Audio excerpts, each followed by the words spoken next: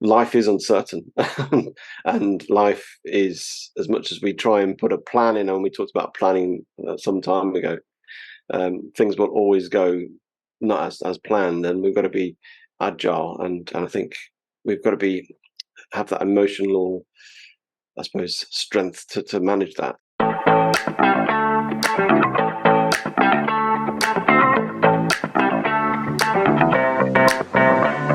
Welcome to Share.care, an all-inclusive community sharing experience, strength, and hope to create strong, healthy, and inspiring relationships.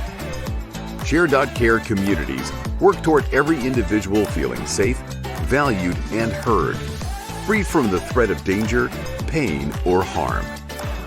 Each episode, founder Damian Andrews explores the principles underpinning Share.care and invites expert special guests to share their knowledge so you can easily reap the benefits so many others experience.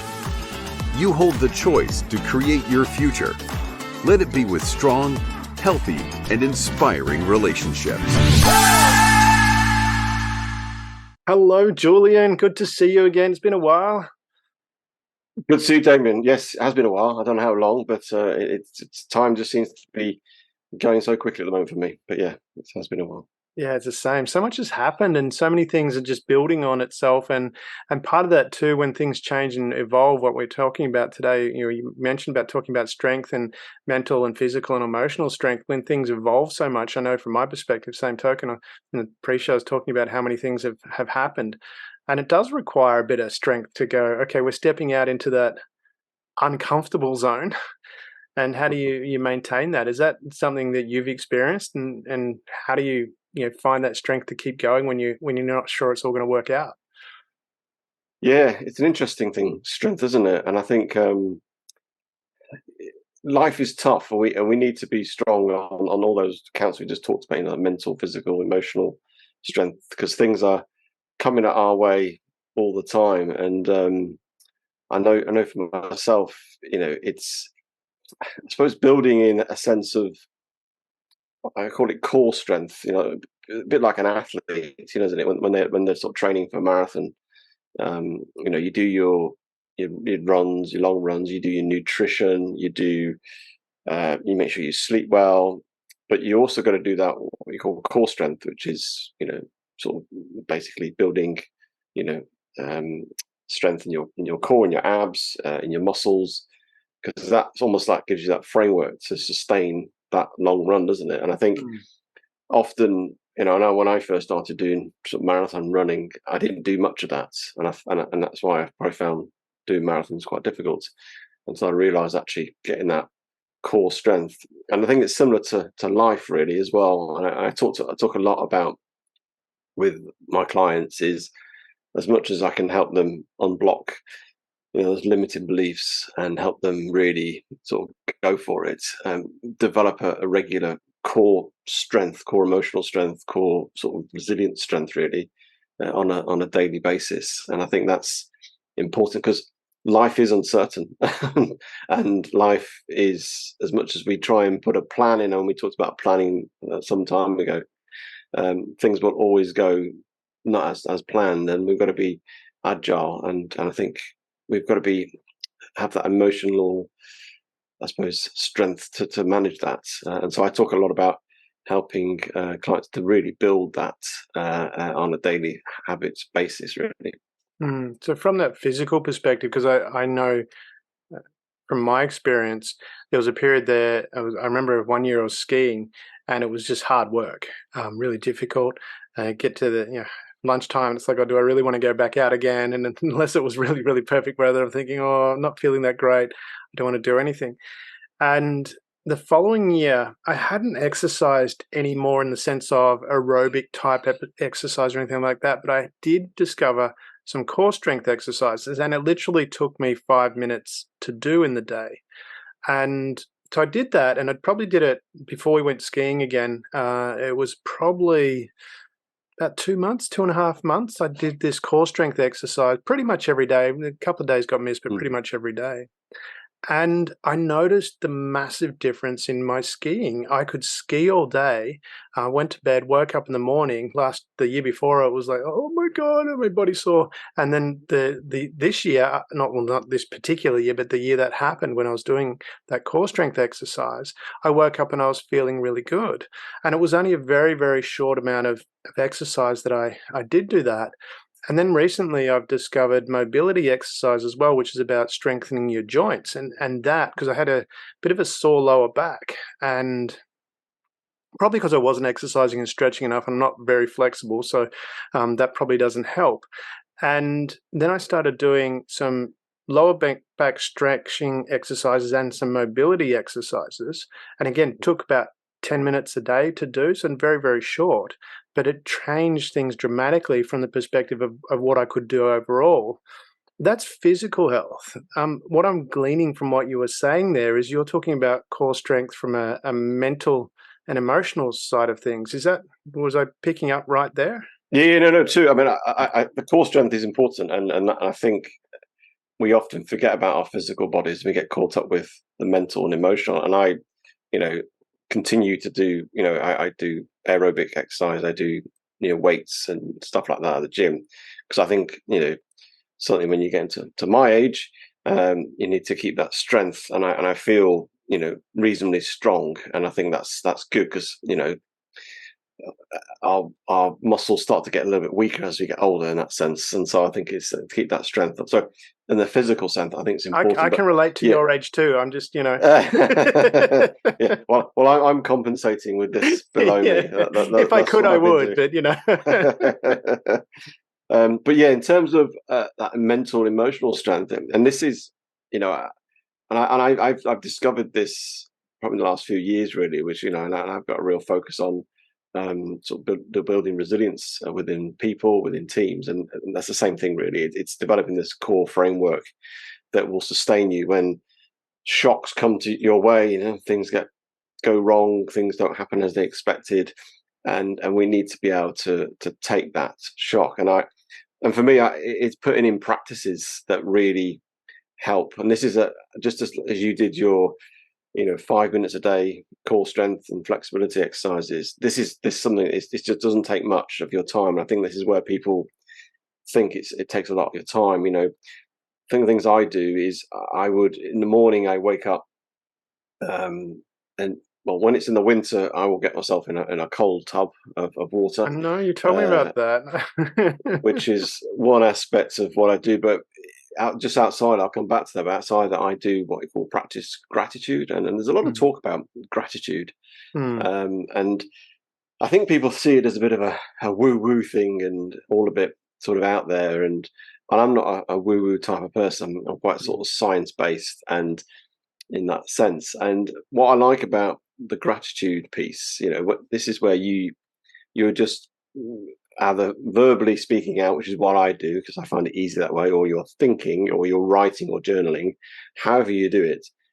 Just being grateful for those. It could be small things, big things, doesn't matter what it is. It could be, I'm grateful today I can breathe. It could be that as big as that, or it could be, I'm grateful that I've got a roof above my head. Doesn't matter what it is. You just think of those things. But what happens physiologically is by being grateful, and then there's research, medical research into this, is you release serotonin and dopamine. And those two neurotransmitters are basically those feel-good transmitters. So it makes you feel good. It orientates your brain to a more positive outlook on life. So if you put more gratitude in the morning, you are setting yourself up for seeing opportunities, be more positive, and making yourself feel good. And I think that's a cool way of start my day. Have a coffee, do some gratitude. When I'm in the winter, I go into a cold water. That gets even amplified because I'm sitting in this cold water, shocking my body, and that's doing all sorts of things. Mentally giving me clarity, but also that's heightening my dopamine. They say going in cold water, anything below 15 degrees will give you a hit of dopamine that's equivalent to snorting cocaine. Oh wow! But will be sustained over about 2 or 3 hours. So I find when I do my And the gratitude Um, kicks in when you get out as well. yes, indeed. And so I find my mornings are absolutely, just so clear. I'm so positive and so focused on things because I've got this dopamine rushing around me, and I feel good, and it starts to create this sort of framework and core of life. And I think these things are all about it's daily habits. It's being habitual about these things. It's not about fads or going at it for a few weeks. It's trying to create a habit. And some people say, well, how do you get into a sort of daily habit? Well, you build a habit on an existing habit. So if you have a coffee every day, most people wake up and have a coffee, some people don't, or you have a glass of water, whatever you do, you've created a habit already there. And that's probably a positive habit. Is then you just build the new habit on it. So, okay, I have a coffee. I'm going to sit on my chair. I'm going to write some things I'm grateful for, 2 or 3 things, and you just build upon it. And as you do it, that'll just link and become a habit for you.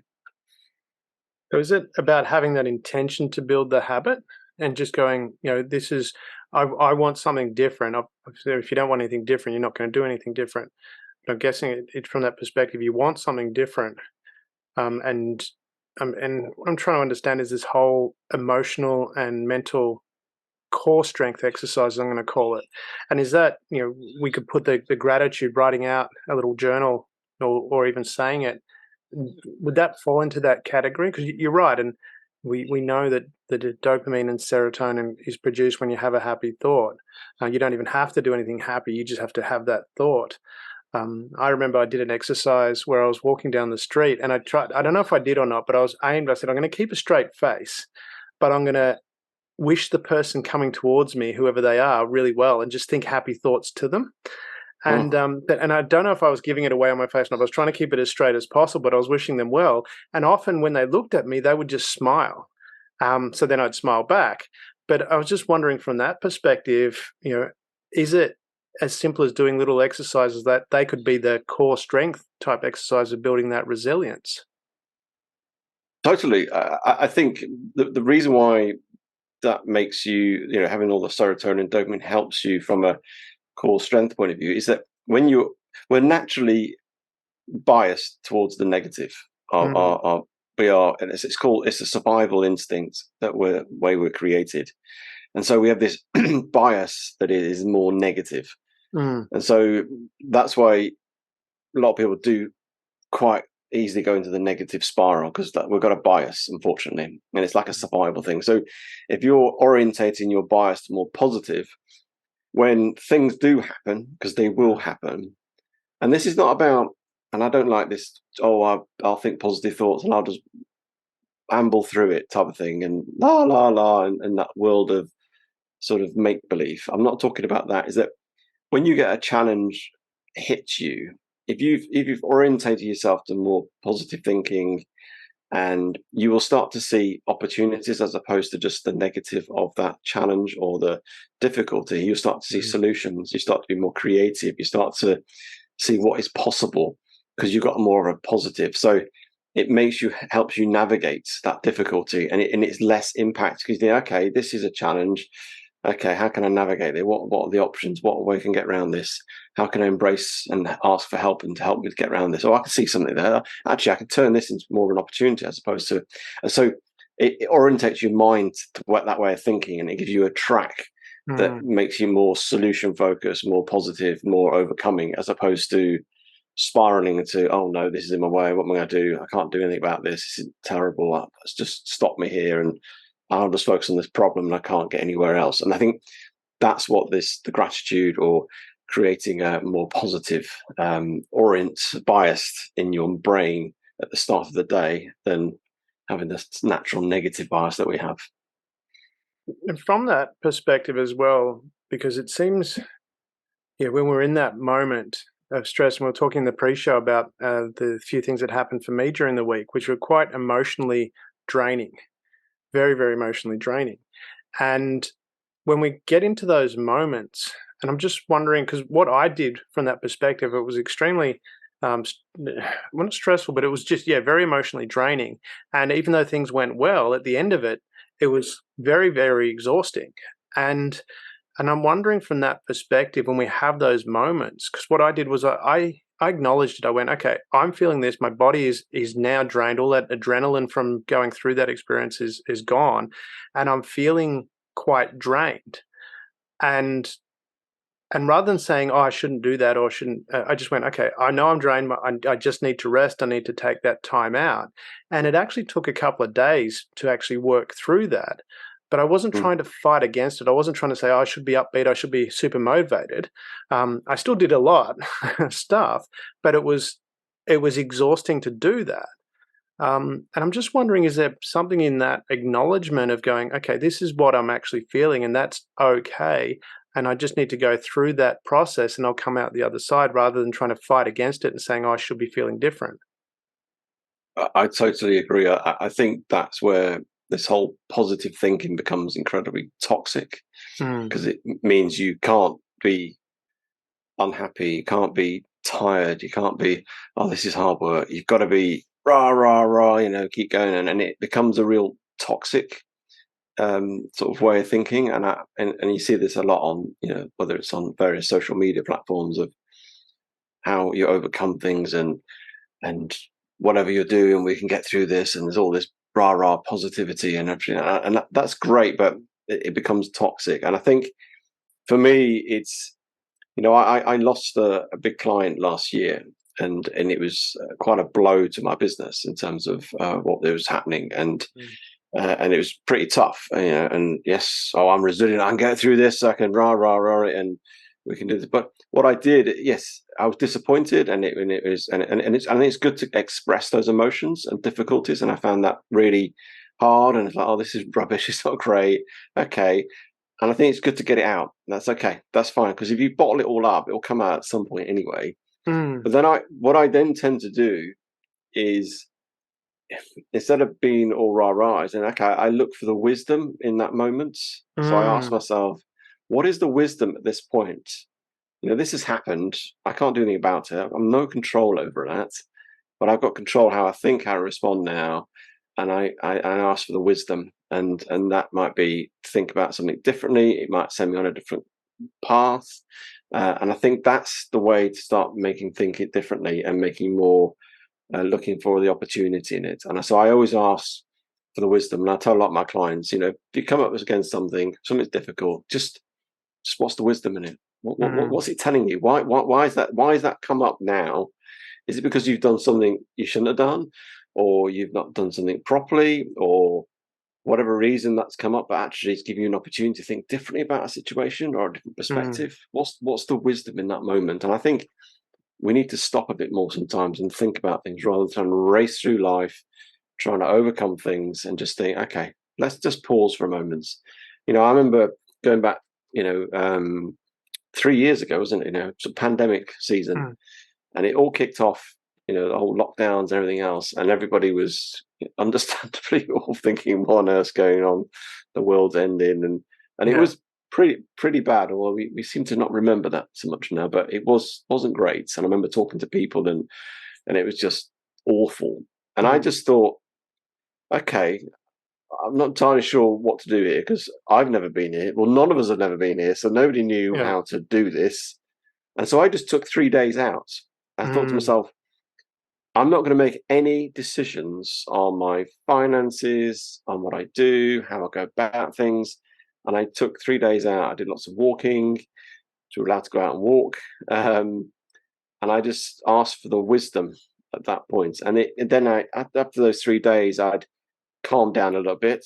I was accepting the situation, realized what was going on. And I started thinking, okay, this is what I need to do to protect my finances. This is what I need to do to protect my business and personally. And I started to then map out, and I did it in a quite much more calmer, reflective way, rather than mm, trying to go, "Oh, I need to do panic," because yes, it was a crisis, but I didn't have to act there and then. So I purposely took 3 days.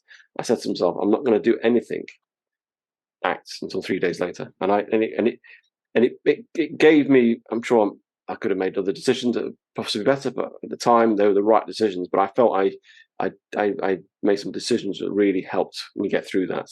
Yes, it was still tough, still impacted my business, but I think I set myself up in a better way of modeling how to handle that sort of crisis and not getting too caught up with the emotion of it all as well. So that taking that time out, because that reminds me of a friend of mine. He's a 7th Dan black belt, and he has 5 Ds for dealing with conflict, which is similar to what you were talking about there, a stressful situation. And the first one is distance. Put some distance between yourself and it. And I'm wondering from that perspective, as you were talking, I was thinking my experience this week was that right afterwards, I mean, I was flat, I was exhausted, it just finished and all the adrenaline is gone. And I needed to catch up with some people, have some business discussions, things like that.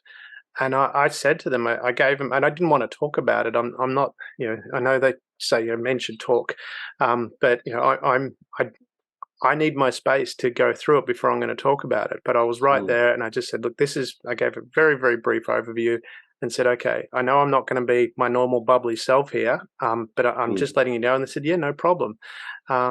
And I found that really helped from my perspective as well, being able to just say, and that's what I come back to, that owning it, acknowledging that's what you're feeling, and being able to express that to others. I found that gave me a sense of peace because they understood what was going on. They didn't have the detail, and they weren't, well, whether they needed it or not, I don't know. They weren't going to get it because I wasn't going to talk about it.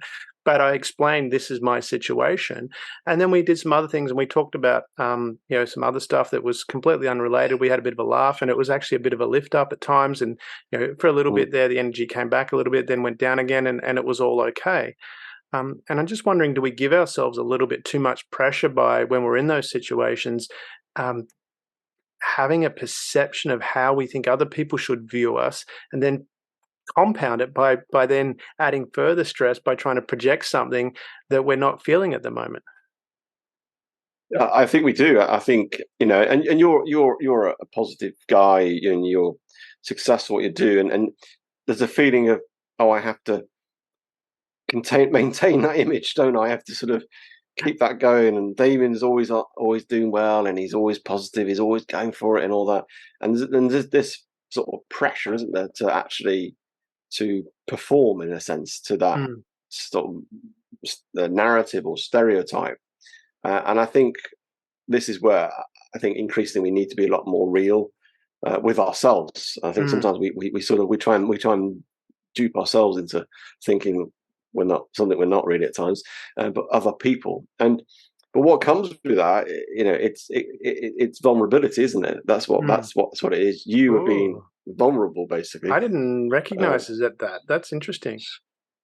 And I think that's that. And I think, vulnerability in itself is a strength, which sounds a bit like that doesn't make sense, but actually it is, because you're showing your not your weakness, but your sort of your underbelly side of things, and which you perhaps don't often show. And I think people see you for who you are, because when you show your underbelly, you're showing that, do you know what, you're human.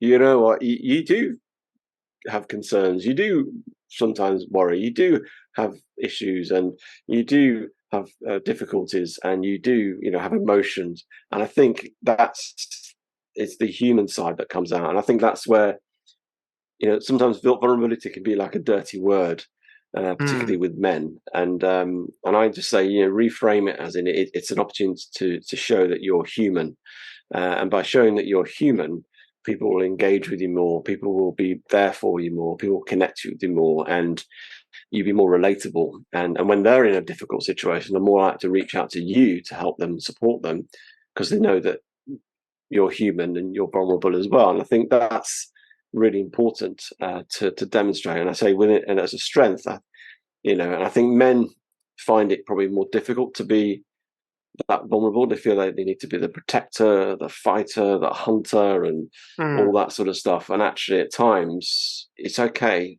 I'm not talking forced vulnerability. I'm talking genuine saying, I'm really finding this difficult.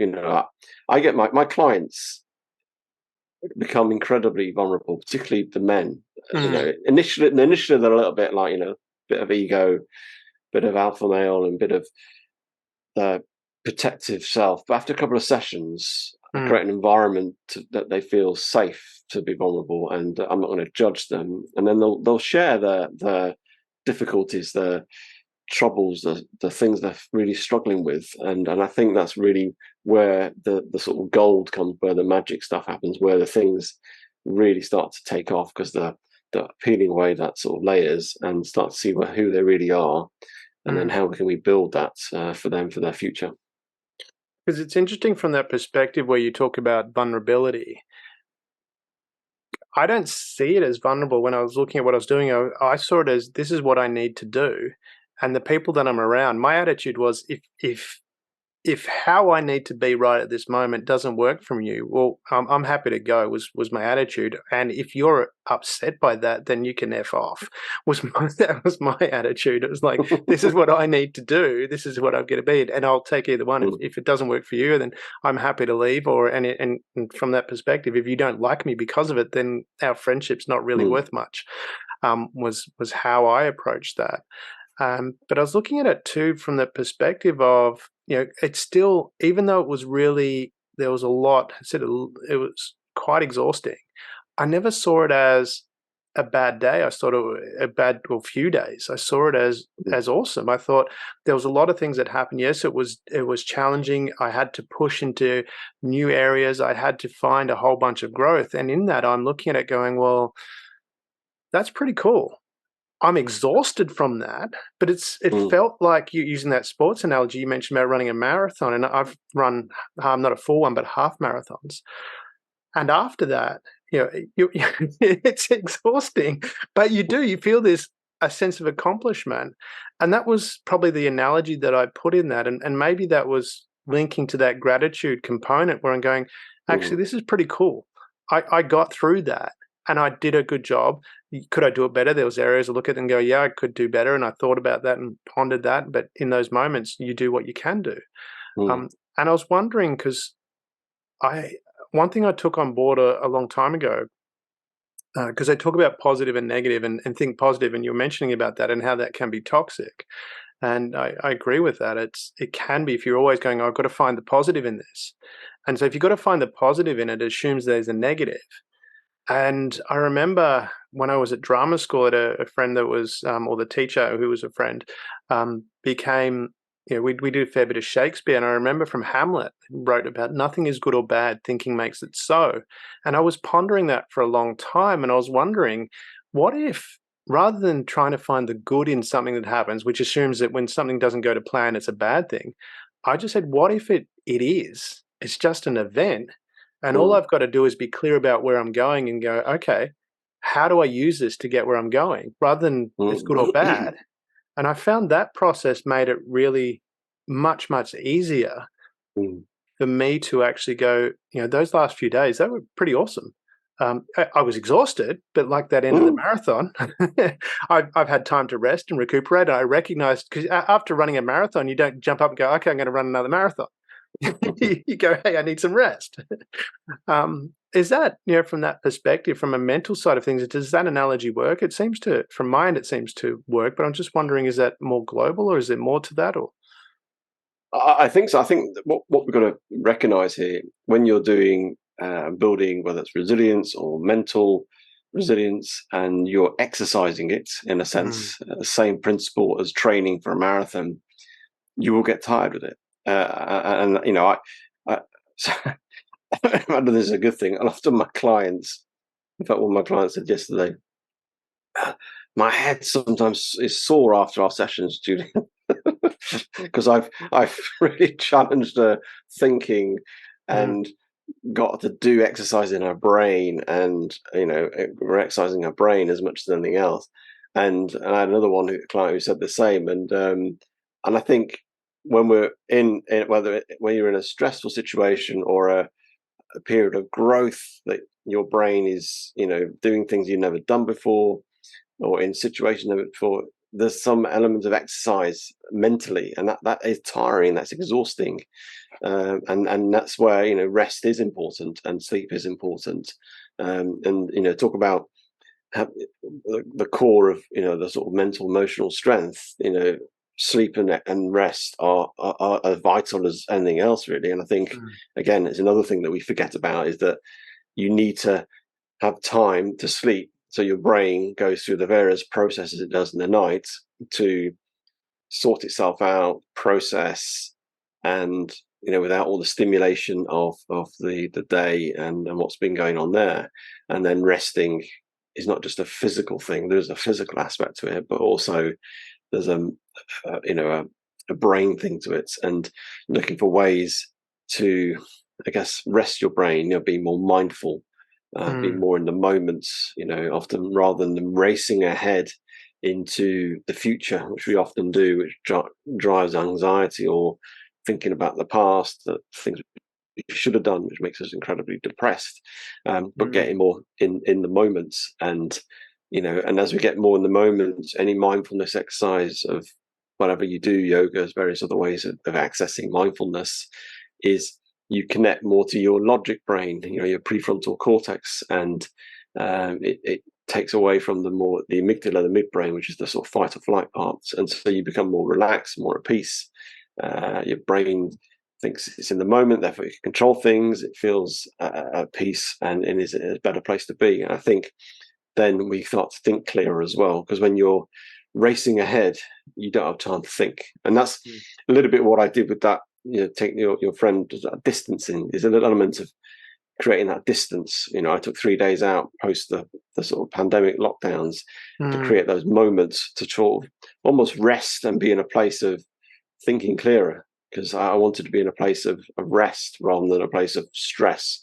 Because when you're stressful, you don't make the greatest decisions, and it's best not to make decisions when you're stressed or late at night, all those sort of things. We all know that. And so take time out. So I think, we need to endeavor to, think about the rest and the sleep for our brains, not just our physical side. And that's another, I suppose, a core framework of building that mental and emotional strength. I love that. There's many times I've written an email late at night, and then I thought, I'll wait till the morning. And then I've gone, I won't send that one. I'll do something different. So text, whether it's having a bickering with your friend, ex-part, whatever it is, don't do it late at night. Don't make decisions. If you ever thought, okay, I'll look to the morning, you wake up in the morning and go, no, I'm not going to do that. I'm going to build upon that, and this is what I'm going to do instead. No, I think got to be careful how we make decisions, when we make decisions, I think. Is part of that listening to your body? Because I know from my perspective, because you mentioned about stress, and we don't think well when we're stressed. So if your body's tired, I mean, that's a stress. And is it, because often I'm listening going, okay, I noticed, and that was the thing the past few days, I noticed I was tired, and I even got to the point yesterday, which I rarely get. I had this massive, brain was sore. It was physically, and I don't have that very often. And I noticed it, and I had things to do, and I wanted to get done. I had some interviews to have and things like that, so I wasn't going to put it off, and I did it, and they come across really well. But it was forcing through that. But then I stopped and took some time out and just rested and gave myself. It's been a couple of days, and I can feel my body now is back to where it needed to, where it was beforehand. So I'm in that. But is it a case of, I noticed that in my body and go, okay, actually I've been pushing really hard here. I need to slow down a little bit, and I'll consciously do that. I'll make that effort to go, okay, there's a couple of meetings that I was going to plan. I'll move them, or I'll jiggle things around just to give me that little bit of time. And I guess that's probably sounds like it's putting that distance between it. But how do you pay attention to your body, or do you pay attention to that, and how do you incorporate that into your life so that you get that balance? Yeah, I know when I go into, it is an important point. I think it's listening to our body, listening to our brains, listening to how we feel, and thinking what's going on. I think, and that takes time to do that, and almost a stillness sometimes. What I tend to do is, there's two things. It's I on a weekend, I'll think about, usually a Sunday evening, my week, what's going on in the next week or two. And so I think about the aspects of where I potentially see some pressure points of time, of where my either physically or my brain. And so I'm aware that Thursday, I've got a busy day, I've got a number of clients, I've got this, and I'm going out in the evening, da da da. So I know there's a pressure point. So I think, okay, what can I do prior to that and after that to sort of so I'm almost preempting. It might be okay, but I'm just preempting my week of all right. I'm out Monday night. I'm out Tuesday night. I've got a long drive on Wednesday. Okay, I'm going to make sure I get some good sleep. I'm going to make sure I go to bed early, or I take Thursday a little bit slower in the morning. So I try and plan my week and look at my week and think what's going on. So that's almost like preemptive type of stuff. What I also found when I was doing the cold water, I have cold showers now every day because cold water outside is about 18 degrees, so it's not really cold because we're in the summer here in the northern hemisphere. And I get that from time to time in the shower because I'm in the shower and then someone turns the hot tap on. Well, I deliberately do that. But what I find, even with the cold shower, but certainly when I was going in the cold water every day, it was a really good way of me understanding where I'm at that point in time. So I get in the cold water and I go, and sometimes I feel like, oh, this is brilliant. And I think, I feel strong today. I feel that sense of inner strength for what some days I feel a bit more, this is more difficult. And I feel a bit more sort of, not weak in a sense, just feel a bit more fragile. Yeah. And so I used to find it's almost like a dipstick to me. It gave me a sense of, okay, I don't feel great today. Why is that? And then I'd explore that, and I think, okay, oh yeah, I had a long day yesterday, or I'm perhaps a little bit anxious about this, and I start to explore it, and then I start to think, okay, what can I do to help that physically, mentally? Is it just going for a walk? Is it going for a run? Is it going to the gym? Do I need to make sure I drink plenty of water? Do I just need to just rest? Actually, what I'm going to do today, I've got a few hours. I'm just going to sit and watch TV or something, watch a film or something, just to sort of chill out and just not think about anything to do with work or something, get lost in a film or something. And so I regulate that way and look for ways. And I think we've got to find ways to listen to our body and to see what's going on. And I say my cold water was my little test every day. 2 minutes in and I get a readout almost of how I feel and where I am. Sometimes I think, oh, this is great, I'm on it. And then sometimes I think, I don't feel so great today. And then I explore it. Yeah. But it's exploring it and it's asking yourself questions. I love that you remind that, and I've got this future. How we have they say about this future vision, what it's going to be like in the future, and I'll get to a bit more detail about that. But on the cold water thing, every time that happens to me in the shower, when I'm in the shower and someone turns the hot tap and it goes cold, and I think, I'm going to do what Julian does. I'm going to get there. So I was like, I know the benefits and I understand the science behind why you're doing that, and it works, and it is invigorating because that happens, and it's like, oh, it's cold, and it's like, oh, and then I go, okay, enjoy it, and it's like, and I'm feeling invigorated. It's like, can you please turn the hot tap off, and then I can get my water back. But from that perspective, though, when we're in those times of being transitions, you mentioned about how you lost that big client, and I've had that similar situation too, where there's been a transition, and all of a sudden how you thought things were or how things were consistent, you might have a consistent income. There was times when I've had a consistent income coming in, and then something's changed and I don't have that anymore, and all of a sudden I've got to do something different. And that's again, we're moving into that stress situation because you're going, oh, how am I going to support this? How am I going to take care of things? And I've found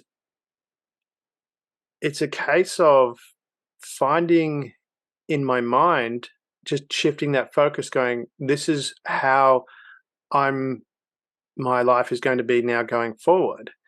And I've found that that's not an effort, because people talk about, an effort. You've got to, what's the word? Not resilience. You've got to have keep trying. I can't remember the word. I'm a mental blank there.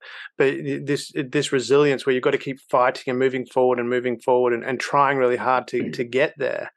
And what I've found from my perspective is that shift of when I started to feel that stress in my body, I'd think, oh, what am I going to do? Is this going to work out? I would then consciously go to a state of thinking about what that new outcome looked like. I'm going to get new sales this way. And I'd have that process, and I'd think through it and know that, if I sent out X amount of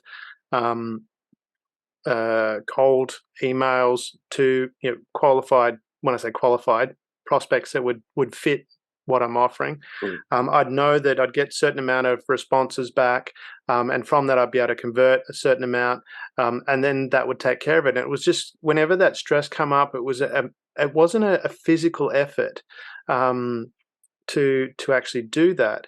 It just became a shift in mindset, and all of a sudden my body started to relax.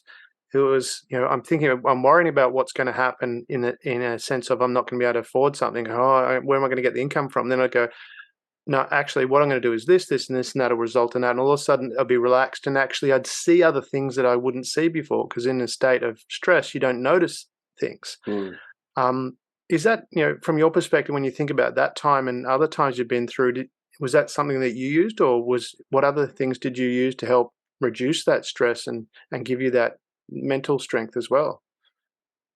Yeah, it's difficult, isn't it? Because I think we get caught up with we set goals, we set objectives, however you want it, outcomes.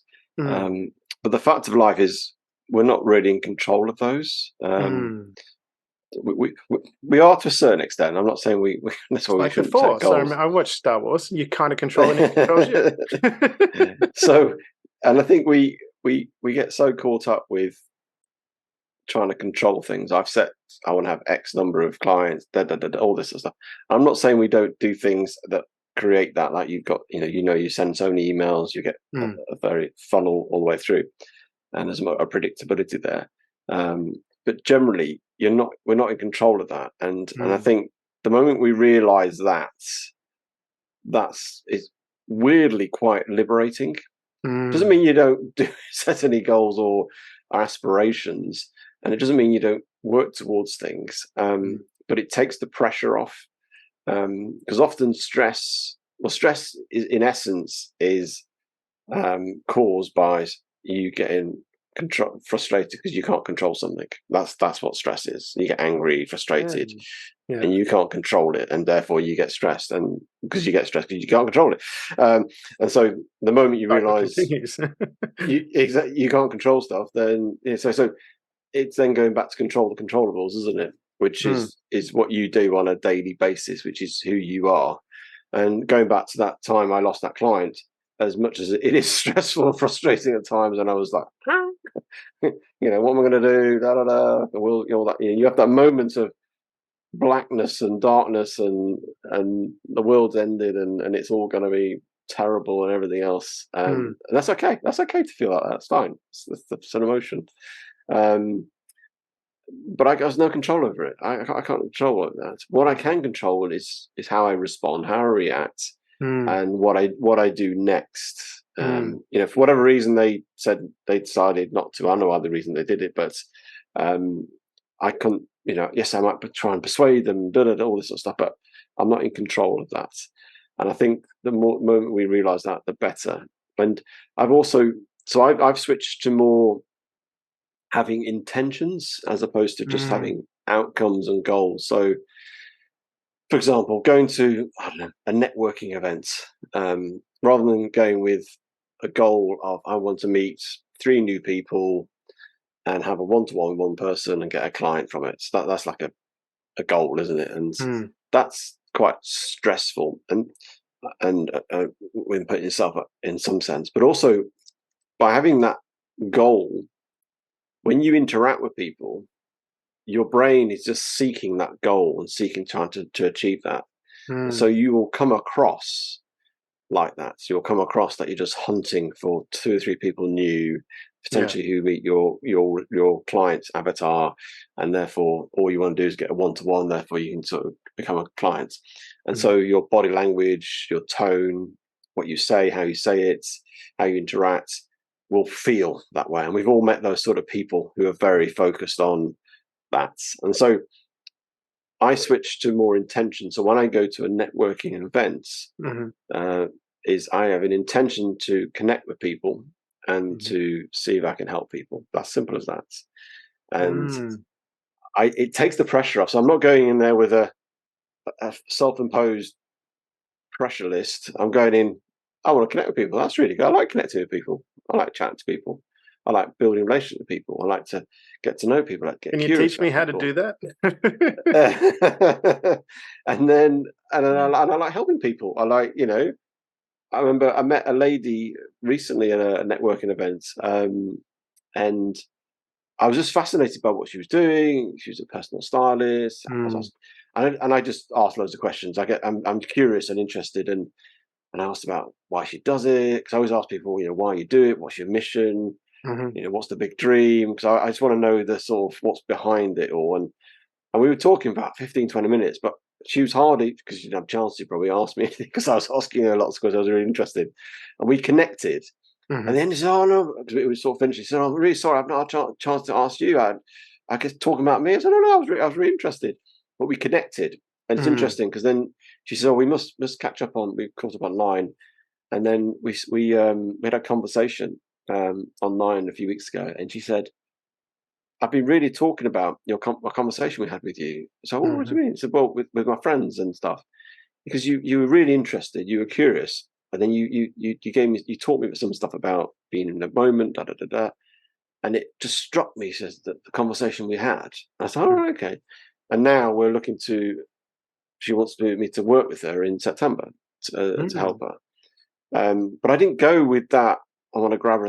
I was just fascinated. That's my intention. And yes, I could help her, and I can help a lot of people. And so, to me, I go and I enjoy it. So I went to that and I go and enjoy. I've got no pressure. I'm like, I'm just going to connect with people, see if I can help people.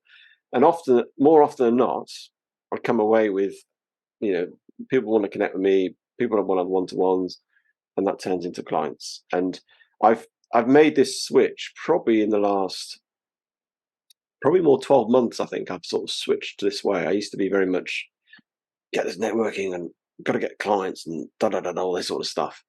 And so this switch, and it's starting to be more fruitful from a business point of view. It's more enjoyable.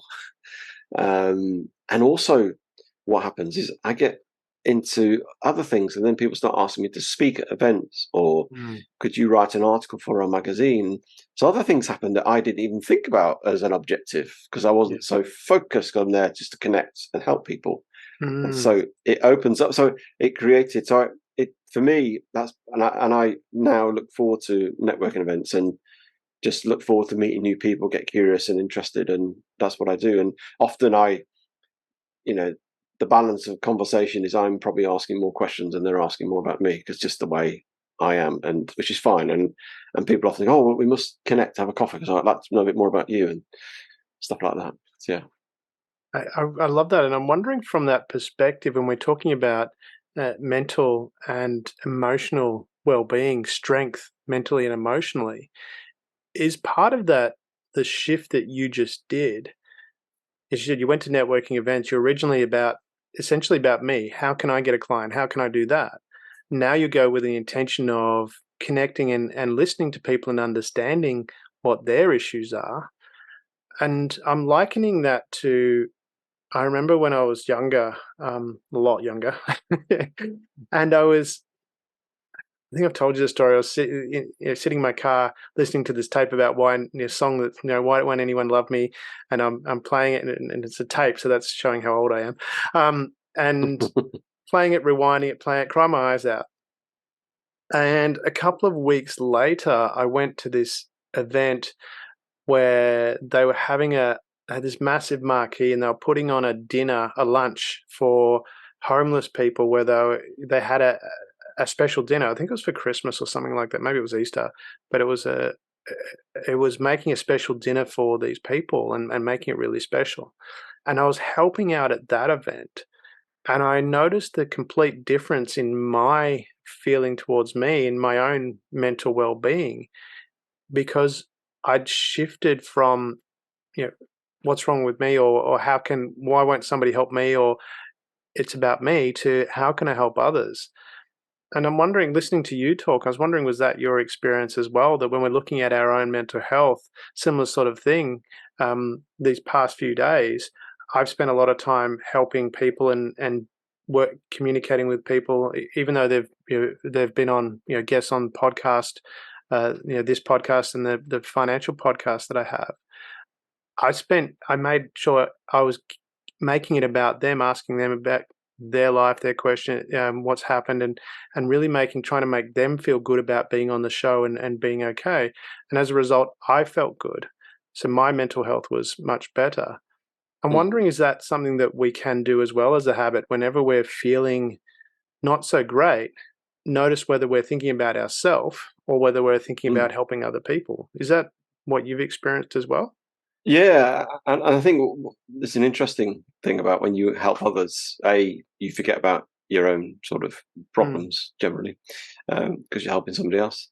yeah. Um, I mean, just on that, before we talk a bit more on that, is make sure before you help others, you're in a position to yourself is important, because often we Mm, forget about ourselves, and I mm, think some people get into burnout because they're helping other people and not looking after themselves. So, mm, coming from a position of, you know, daily things and support yourself is yeah. important first. Obviously, the whole analogy, put on your gas, your oxygen mask on an airplane first before you help somebody else is a valid point. And I think, Mm, I think there's some people who, certainly I would say probably more females, mm, who get into a place where they help others, their friends, and then they end up being burnt out because they're not mm. looking after themselves. So yes, so I just want to make a point on that, because I think it can go the other way and be unhelpful.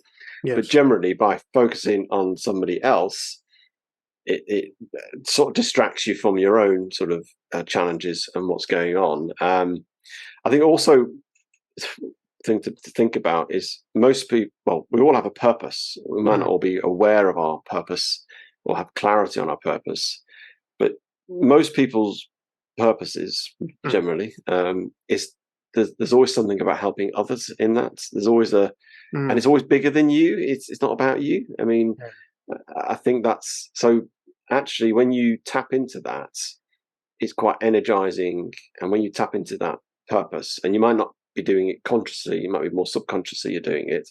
And so actually helping somebody is tapping into potentially some of your purpose, and therefore that resonates, gives you energy. It sort of stirs you, and Mm, therefore it creates that positivity as well. So I think that dynamic is going on, because and I know when I can be really tired, but when I get into working with my clients and I'm helping them, which is my purpose of what I do, mm, I'm just just loving it, and just feel energized and positive, and because I'm in the groove, I'm in that place, mm. regardless of what's going on before that. And so I think, and sometimes people do this consciously or subconsciously, and so it's important to get clarity on that purpose and then look for ways of fulfilling that purpose. And usually it's something bigger than you, and it's outside of you, and it's usually something to help others in some shape or form. You may get paid for it at some point, which is fine. I'm not saying don't get paid, but Mm. it's certainly something that will be outside of you, and it's not about you. In essence, it's about other people. That's where I was wondering from that perspective, having that purpose, coming back to what the word that I was lost on before was willpower, and that you reminded me of it when you were talking then, from that side of things of having your purpose. Is it, something that's really difficult to do, or is how do you, find that purpose? Because a lot of times we ask people what do they want, they don't know. And I wonder about that from that perspective. Do we need to spend this whole going soul searching thing, or can we just say in this moment, my purpose is to do this and make this person feel better? And I'm likening that to I learnt way too late in life because I was always very technical. I knew things and I could explain that, and when I was explaining something to somebody, I was always very technical about it, showing, this is why it's this way, and getting that. And what I learnt later was that people don't remember so much what you say, but how you made them feel. And for me, that became really transformative in the way I communicated, because now when I'm talking with people, more often than not, I'm thinking about how can I make that person feel good? So just in general conversation, I'm thinking Mm. about how to make them, or how can I help them feel good about this interaction, rather than, am I proving my point or whatever. I threw that out a long time ago now, is this whole point of trying to convince other people that your point's right, because it doesn't work in most cases. They can have their opinion, and that's okay. But I've noticed from that perspective, because my focus now is shifted to what am I doing to help make them feel better about this interaction? And a lot of Mm. times that's just listening and asking questions, as you highlighted from when you're out at the networking events. So it's not that difficult to do. And I was just wondering, is it really that case of, I'm trying to think of the analogy, but it was a point of, when you let go, it's just a matter of letting go, and then it all becomes very easy. And a lot of times we're fighting against it, coming back to that analogy of, I was feeling exhausted, and rather than saying, I should feel up and whatever, I just went, hey, I'm flat. I'm flat, and that's the way it is at Mm. the moment. I'll bounce back later. And just acknowledging and embracing that and letting go. Because you mentioned letting go before. Is it something, is that, from your experience, is that a habit that you just develop and go, hey, I'm just going to let go and be in that moment. I can't control everything. I'm just going to, I can't control that. That's happened. I'm going to let it go, and I'm going to focus on what I can do. Yeah, I never used to be like that. Mm. I used to be very much slightly highly Rah, rah, rah, rah. focused. Yeah, exactly. And all about hitting objectives. Why don't I get it? What can I do? Meet somebody. I come from the world of sales, and Mm. going into any meeting was all about highly planned, fallback plan, all that sort of stuff, negotiations, and Mm. we're going to achieve an objective. And I've probably in the last 3 or 4 years, I've shifted Mm. massively from that. And it doesn't mean I don't have a focus. Doesn't mean I'm not ambitious, Mm. but it's rooted in my purpose, which is far bigger than me anyway. Yeah. And if I fulfill my purpose, then all that stuff of finance, enjoyment, fulfillment will all come anyway. And that's it's almost that sort of catch-all in a sense. That sounds very, very sort of simple, but it is simplified. I think when we start to strive, we get in our own way. Mm. And striving for me, it just becomes it's trying to control things, and because that's what you tend to do when you try to strive, because you think, I want to control that, I need to control that person, need to Mm. do this, need to do that. And so and the energy to strive is so exhausting. No. And I'm not saying, and again, this is not going, oh, I just sit back and just sit on the sofa, and it's not law of attraction, and I think about my business, and it'll all come to me. I'll just sit there and just on the sofa. I take action daily on Mm. what I do, but I take action based on my purpose. My purpose is to unlock human potential, and Mm. to create sustainable, resilient organizations and people. That's what I'm about.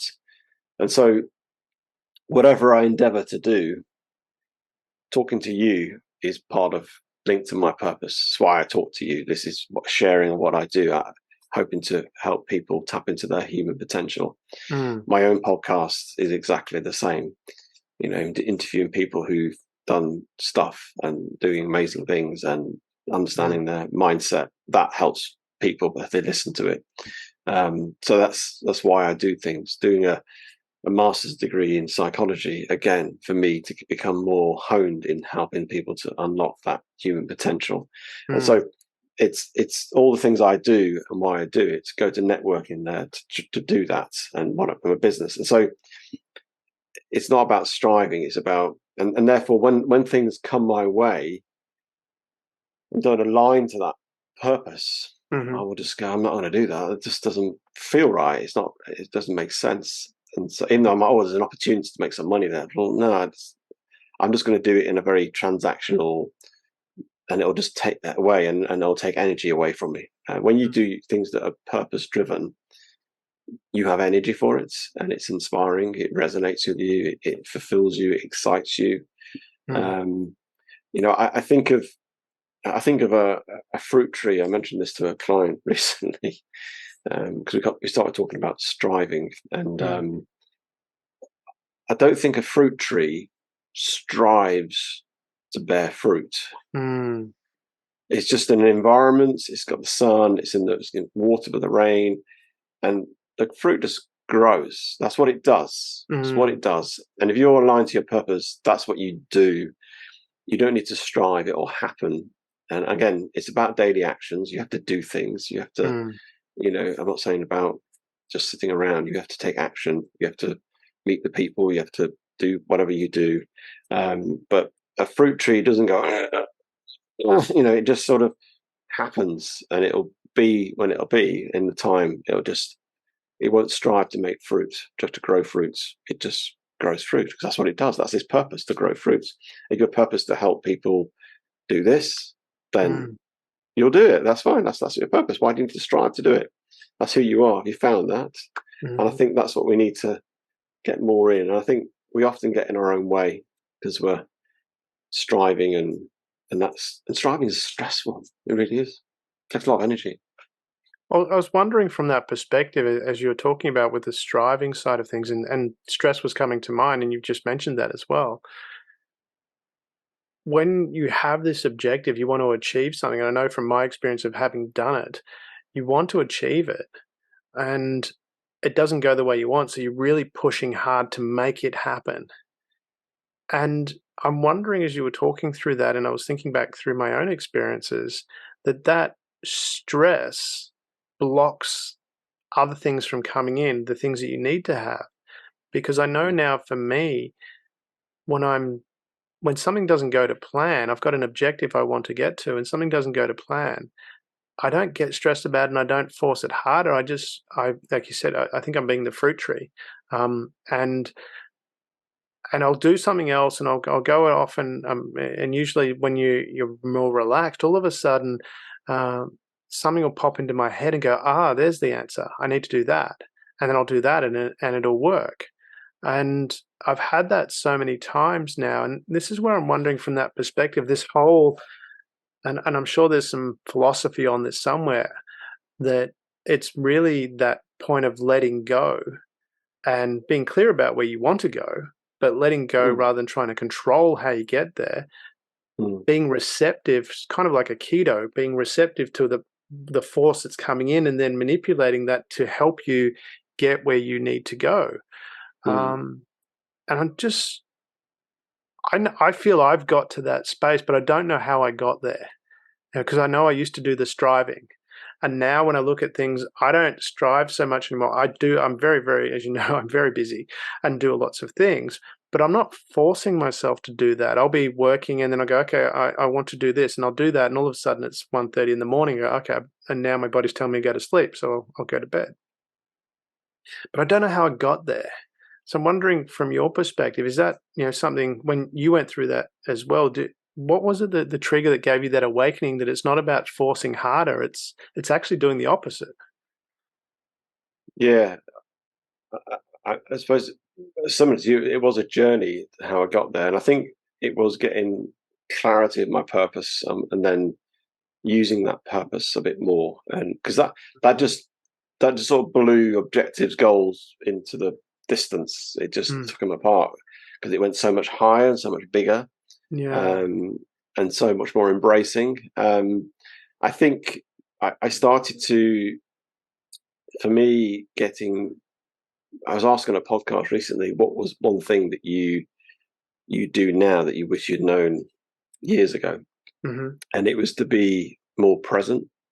Mm, Um, and it's a real simple thing. I was very much the individual that was, in sales, we have a goal to do X. We're mm, on it, right? Hit the goal, right? Next goal, move on.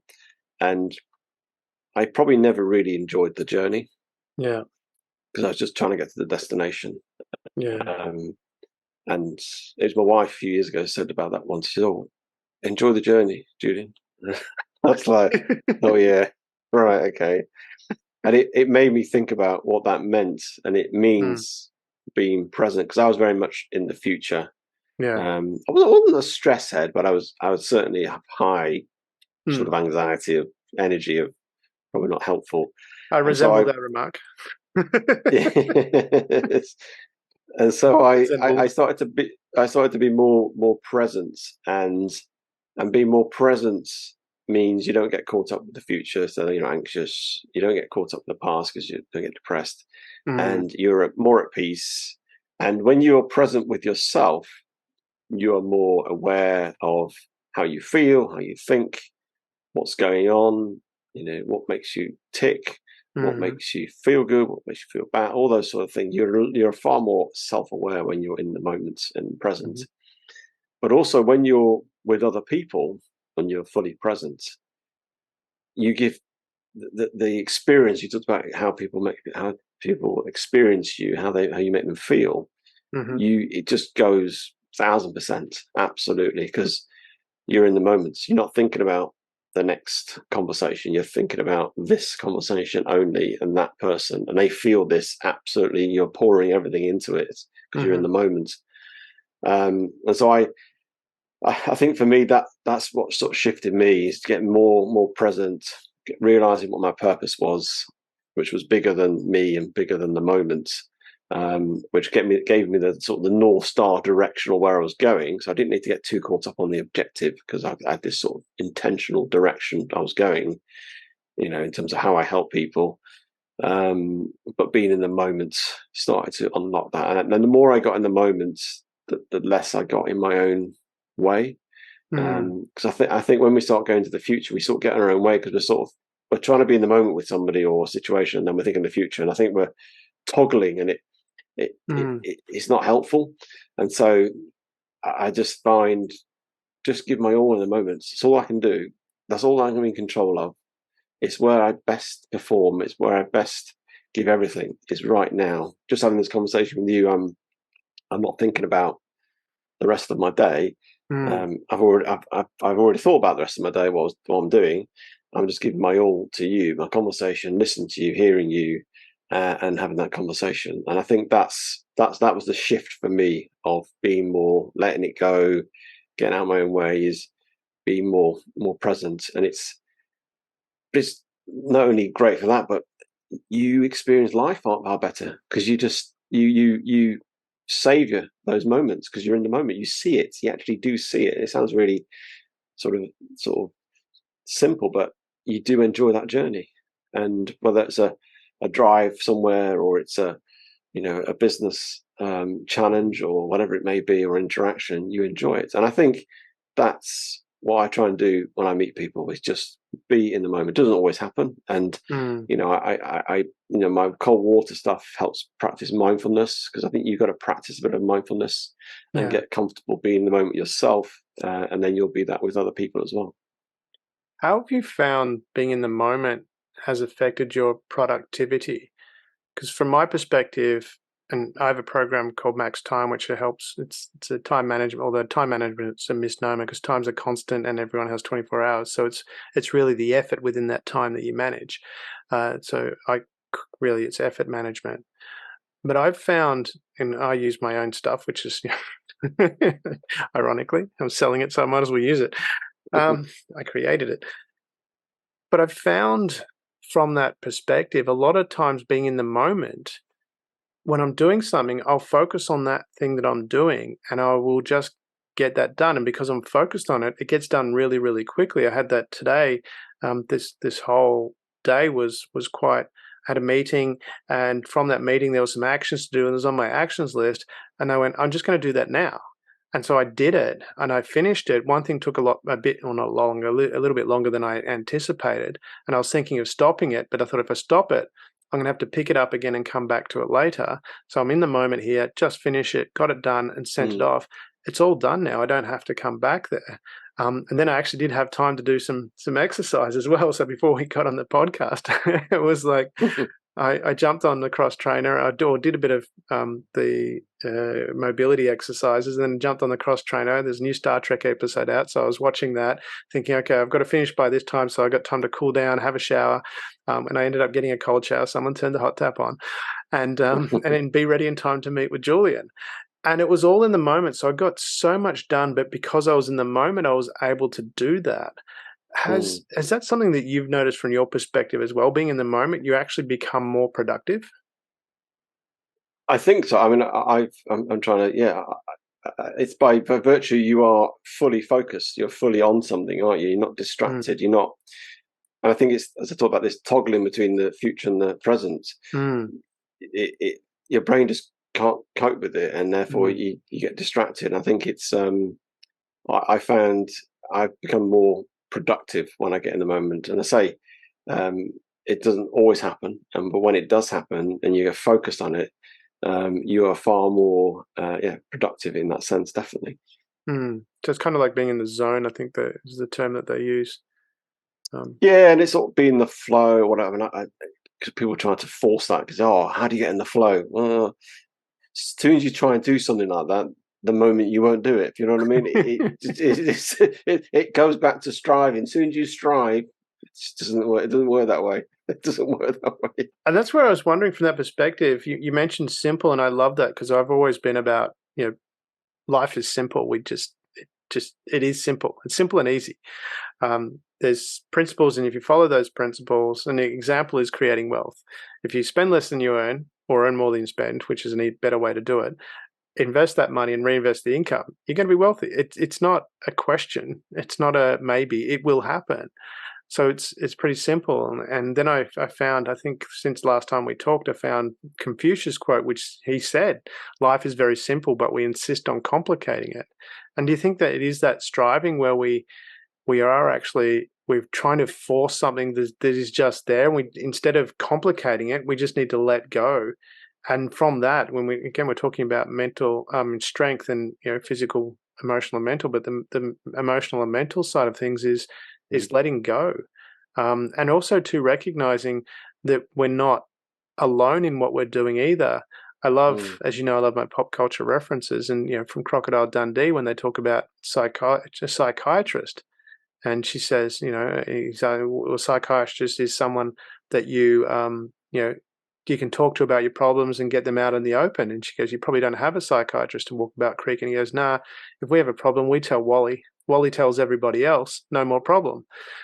So do we overcomplicate it from that perspective? And we're striving and thinking that we're alone in this and we've got to project that out. But using that example of me this week, it was, this is what I'm experiencing and this is what I'm going to do. And if that's not acceptable to you, I'm okay. I'll go somewhere else and do what I need to do. But I'm not going to mm, try and be something I'm not, which is going to add extra stress to my life. mm. No, I think we do put complications in our life. I don't know if it's to make us feel good, feel we're doing stuff. I think we get caught up with doing rather than being. Mm, Um, and I don't know, we have to do stuff. So we don't do stuff. I do a lot of stuff. You do a lot of stuff. But I'm hoping I come from a place of being as opposed to just doing. And I think, is it to justify ourselves, make us feel good? There's probably some sort of self projection of how important we are because we've got complexity. You meet those people and say, "Oh, I'm busy. I'm really busy," and that's okay. I'm busy at times, but it's not who I am. You mm, know, you meet those people and they're always busy or stressed. I've got a lot going on, and yeah, okay, that's fine, but it becomes who they are, and it's yeah. like it's good to be. Actually, I don't really share. I've got a lot. Yeah, I've got a lot going on, but I don't go around telling everybody I'm really busy. I might say, "Oh, I've got a lot going on, and yes, I'm Mm, trying to manage this," which is fine. That's okay. It's being real and honest with people. yeah. Um, but I think simplifying life is creates less stress in our lives as well. If you think about a marathon, simplistically, it's just running, isn't it? Putting your Mm, leg in front of the next, yeah. foot in front of the next. It's simplicity about. Mm, Yes, you need to do various things around that, but there's a simplicity about it, and I think we do complicate things, and I think then that's what causes us stress, and I think we over stretch ourselves with who we really are, and I think you talk about having people around us. It's vital to have that. Part of my networking. As much as there's a business element, actually, there's a real social thing to it as well. I agree. went to one the other day my intention was just to see some of my buddies. That was it. It wasn't literally. It was like, I'm gonna have some coffee. I'm seeing them for a few weeks. We're just gonna have and I met a few other new people, but my intention was just say hello to so and so and so and so, and how are you getting on, and that being around other people who are in a similar position to me. How you going with you? How's it with you? How's work with you? How's business? All that sort of stuff. I think it's important to have other people around you and have that support network. And we've got good friends who we see, and some of there's a social aspect. Sometimes there's we're struggling with this at the moment. Help us with this or whatever. I think it's important to have that network around you. We are not an island. We're really not, and we're designed to be social creatures in who we are and interact with, and designed to have that support from others. In terms of that strength, it's just not about just yourself. It's strength from other people. Because at times you'll find it tough. At times you'll have moments in your life where it's really hard work, and actually you need somebody else there just to shout at, rant, cry, whatever. Somebody just to help you with some advice. Somebody just to be there for you, just to hug you, whatever it is. It doesn't matter. I think we all need that, and I think the thinking that it's all about you and you can do it all yourself is a fallacy, and personally a weakness. It's a strength to realize that you need other people, and that goes back to that sort of vulnerability piece, isn't it? Knowing actually I need the support of others. I'm finding life difficult at the moment for whatever reason. I've had a few things dealt that are really tough, and I just need to have a beer with somebody and say, I want to moan about this, complain about this. It's really tough. And they go, yeah. And that's okay. That's fine. And, as part of... Kind of like you got in the pre-show from me. And then, it's, often, that's why I think coaching is really quite a powerful intervention, because not that it's not therapy or people, but I have moments with some of my clients from this week who then just ranted a bit about their last few weeks. And that's okay. It's fine. It's okay. It's a safe place. It's good. You need to rant sometimes, and you need to share those things, and then we move on from there. But we all need that support and fabric around us, definitely. And from that as well, do we also make it a little bit more complicated by giving ourselves excuses as to why we did things rather than didn't do things rather than just owning it? I learned this from one of the programs that I have called Exceptional Effort, and there's a continuous improvement module in that. And everyone every week would have a task to do. And I had what I call the no excuse policy. So, and everyone's task was their own task. So we'd have an objective we're trying to achieve, and everyone would be, okay, I'll do this to get to there, and I'll do that to get to there. And so we'd have an assigned task and to be done by the next meeting, which was the following week. And the no excuse policy wasn't about blame or anything like that. It was just if you didn't get the task done, you couldn't say, give an excuse as to why you didn't get it done. All you had to do was just say, all you could do was say, I didn't get it done. And I did that more for accountability, because I wanted people to own it. And then if they can't give an excuse, then it makes people more accountable. And I found from that perspective, it did improve. People didn't want to come in and say I didn't, whatever reason, they didn't want to say I didn't get it done. So I found the productivity went up. But as I was thinking about it, I was thinking, I can do this in my own life for myself personally. And what I noticed when I started doing it for myself personally, if I set an intention or something that I was going to do, it wasn't, again, no blame. If I didn't do it, I didn't give myself an excuse for not doing it, though. I just went, I didn't do it. And all of a sudden, that became freeing in and of itself. If I didn't do it, whatever reason, but I didn't make it an excuse, it was, I just didn't do it. So I it was what it was. And that became quite freeing, but also became quite motivating too, because I became very careful about what I was choosing to do to make sure that I would be able to do that. And if something came out of left field, so I wasn't telling myself, all these things I'm going to do and then not doing it. Because it doesn't, when you're talking about chemicals in your body, it doesn't feel good when we set something that we're going to do and we don't achieve it. But if we do set something we're going to do and we do achieve it, we get that dopamine and serotonin hit. and we feel good. And I found that just having that philosophy of not making an excuse, I became clearer about what I said I was going to do, but also if something didn't come out of left field, I didn't beat myself up about it as well, because I didn't try to justify why it didn't happen. It just became, well, it didn't happen. And that became a really freeing thing from my perspective. I'm just wondering, from your perspective, have you experienced something like that as well?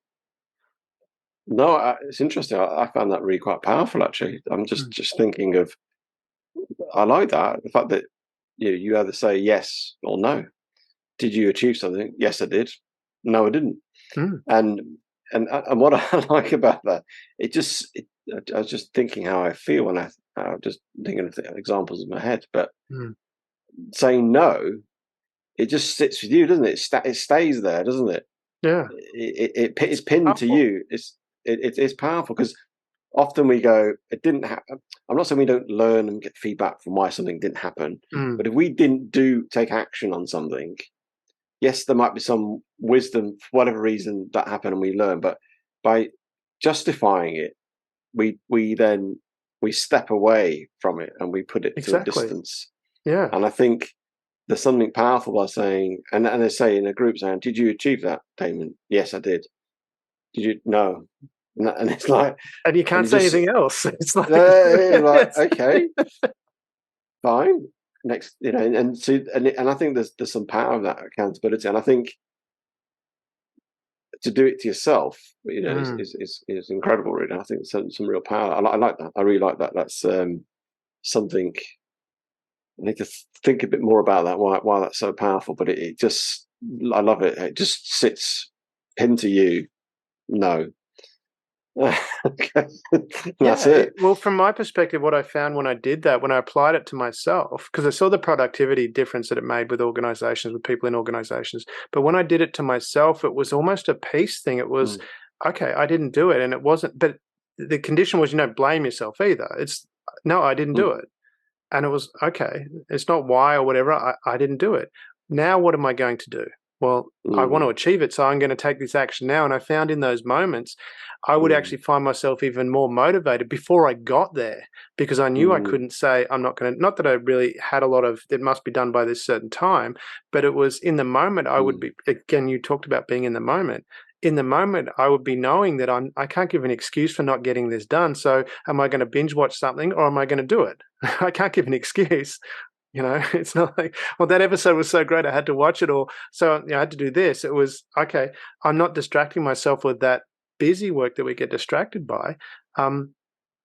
Whatever pops up on YouTube or whatever, it's, I'm going to do this because I can't use that as an excuse that this was an exciting thing. And it just changed my own productivity, but also the peace that I felt when we're talking about, again, mental and emotional strength. It gave me so much strength in that moment to say, I'm just going to do it now.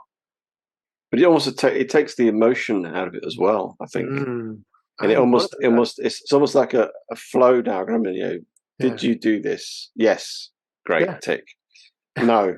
Okay. What do I do next then? And you flow down to it. So then it keeps you, rather than, if you then justify excuse, you end up probably not even doing it. And then you detach yourself from it, and then it never gets done.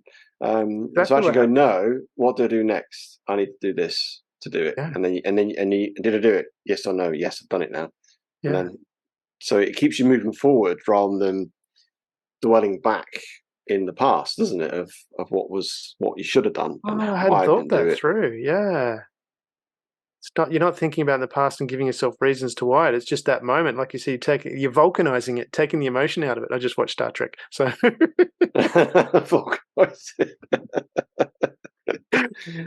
I should get some ears put on. Yeah, exactly. Anyway, I know you've got to go because you've got something on, and same from my perspective as well, because we're getting close to the hour now. To the top of the hour. But Julian, what from that perspective, is there something that really come out of this from your end as to, if we're going to leave it for the people that are listening, that they should take away about, in the strength of mental, physical, and emotional? I think for me, it's a daily practice of something, whether that's your gratitude or your mindfulness. It's creating a core strength, a core mental strength, a core emotional strength, and that's through a daily activity, a daily sort of ritual practice, however you want to call it, habits. You know, and I think that's the thing. See it as that, because fact of life will always throw you things that you weren't expecting, and it doesn't mean you won't get knocked over still, but it means you'll be able to cope with things. And then, as we talked about that, you know, how people around you, again, that's important. That sort of framework of people who are there for you and sort of to help support you. And I love that last bit we just talked about, the whole you know, owning things you're doing, yes or no. I just love that. That's maybe no excuse policy. No excuse policy. I love that. That's powerful in terms of more power. I need to think a bit more about that. I like that. Thank you for that. I'll give you. I'll write it up and send it. Here is a no excuse policy. Julian, it's always wonderful chatting with you. Thank you very much for sharing. I've learned a lot from this, and I've taken so much away from it about being in the moment, and really having that focus right here and doing what you need to be doing. So thank you for, again, taking the time, and I always love chatting with you. Thank you. Yeah, likewise, Damian. I love your insightful questions. It always makes me think, and every time I go away, I need to think a bit more about that. So it's becoming a real think tank for me, these moments of talking out with you. Thank you. Thank you for being part of the Share.care community and helping people around the world prosper. You're creating a bigger pie for everyone to share. The more people contributing to the world being a better place, the better the world becomes for others and for you.